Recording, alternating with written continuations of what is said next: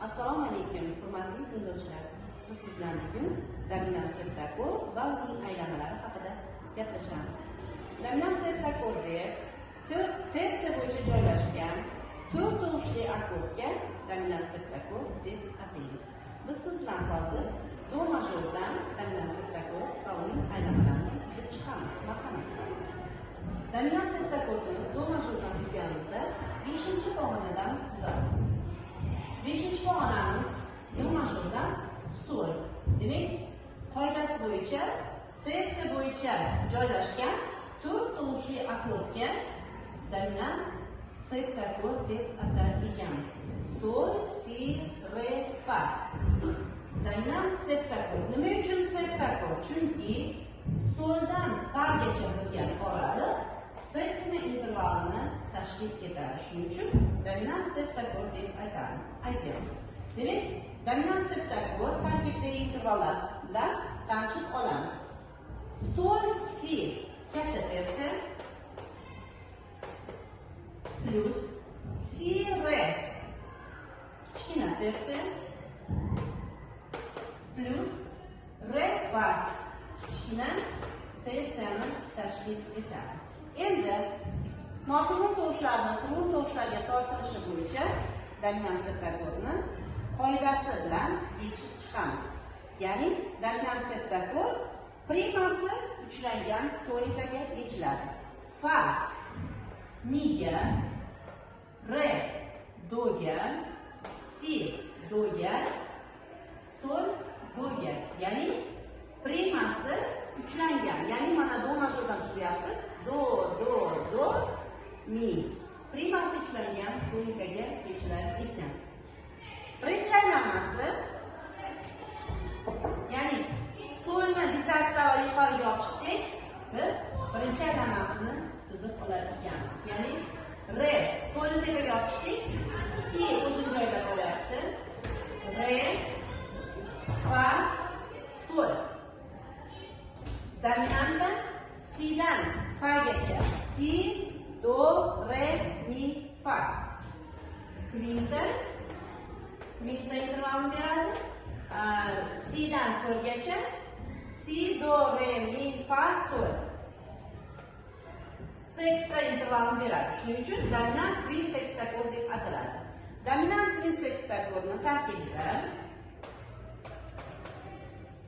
si, re kichkina tersiya, re, fa kichkina tersiya, fa, sol katta sekundani tashkil etadi. Endi buni yechilish qoidalarini bilib olamiz. Sol turg'un tovush o'z joyida qoladi. Fa miga, re doga, si doga. Ya'ni primasi juftlangan tonikaga yechilar ekan.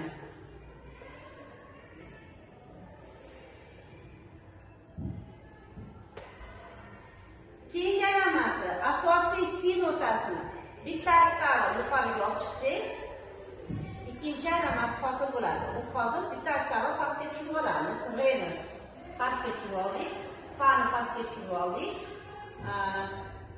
Sol o'zini joyida qolyapti. Si'ni bitta oktava yuqoriga olib chiqdik. Mana. Qani? Re bilan fa tersiya, re bilan sol kvarta. Ya'ni dominanta ters kvartakord bo'ldi. Ikkinchi aylanmasi. Endi buni yechilishi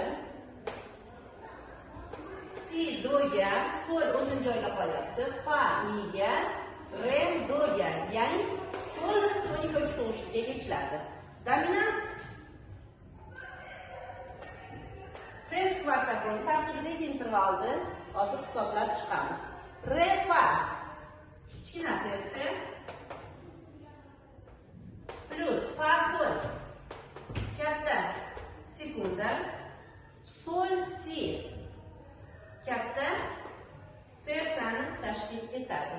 Mana demak, uchinchi aylanmasi asosiy re'ni bitta oktava yuqoriga olib chiqsak, uchinchi aylanmasi hosil bo'ladi.